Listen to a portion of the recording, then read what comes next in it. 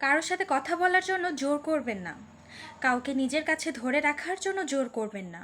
যে আপনাকে ভালোবাসে সে সমস্ত ব্যস্ততার মধ্যেও ঠিক সময় বের করে নেবে আপনার সাথে কথা বলার জন্য।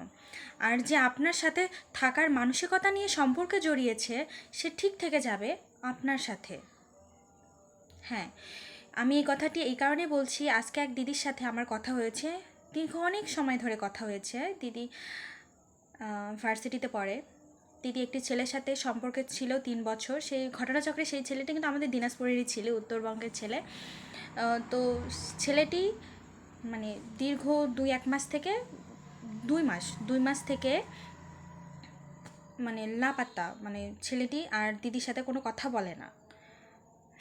ছেলেটি জানিয়ে দিয়েছে সে সে সম্পর্ক থেকে বেরিয়ে যেতে চায়। এখন দিদি তো সেই সম্পর্ক থেকে বেরোতে চাচ্ছে না। দিদি ভালোবেসে ফেলেছে বলুন বা যাই হোক, দিদি সেই সম্পর্কটা থেকে বেরোতে চাচ্ছে না।